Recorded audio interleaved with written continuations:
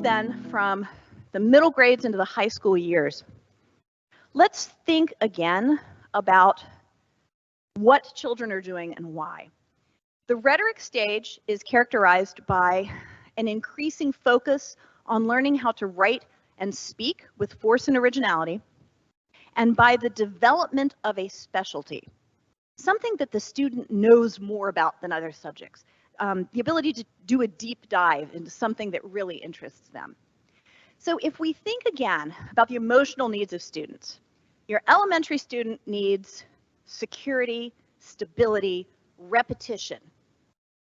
Your middle grade student needs the ability to recognize patterns and plan for them, needs to know how to cope when the patterns are broken.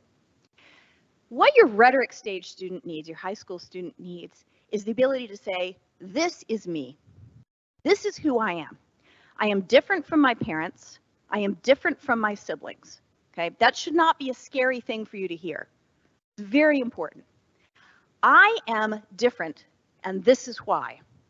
And there are two things that are really wrapped up with self-identity.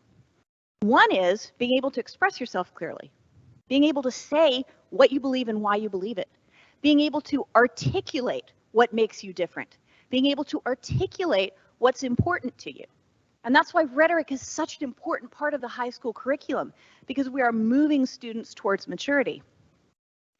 But then also in terms of the development of a specialty, think about how much of your self-identity is tied up in that one thing you know you do really well, the thing that you are good at.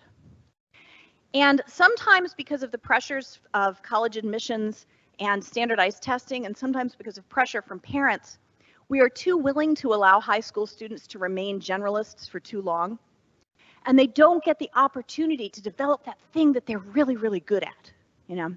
And that is part of the rhetoric stage, is coming to an understanding of themselves through these academic pursuits.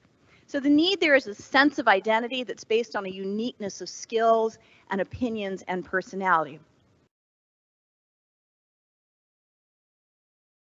That brings us to the fourth of the cardinal virtues, justice, which is fairness, righteousness. That is the ability to apply wisdom to the social sphere, to your relationships with other people. It is the ability to act on what you know to be right in your relationships with others. And in order to exercise that virtue, before you can act with justice and fairness towards others, you have to have a strong sense of yourself, right? That actually has to come first. And that is why middle school can be the most dysfunctional of all the grades. Justice is a rough thing for middle school students, right? And it's because they don't yet have a sense of themselves. They don't have a sense of who they are. So they cannot exercise fairness and righteousness towards others until they have some more maturity. Right? So all of these things that we're doing with them academically are aimed at developing the whole person.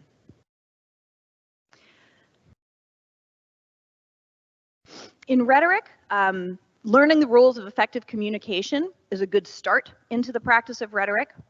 In literature, students are grappling with the central ideas in literature, right? So you can see we've gone from what happened to why did it happen to what does this tell us about the human condition? These very three distinct ways of interacting with literature. Ideally, in high school, you don't have to study grammar anymore because grammar is a tool for rhetoric.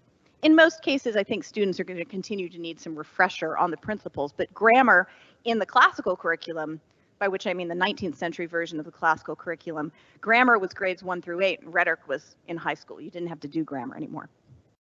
In writing, the focus should now be on original compositions intended to persuade. There is too much, in my opinion, high school writing, which is, you have to know how to write a research paper, but too much high school writing is still focused around writing summaries of information. That's actually a grammar school task.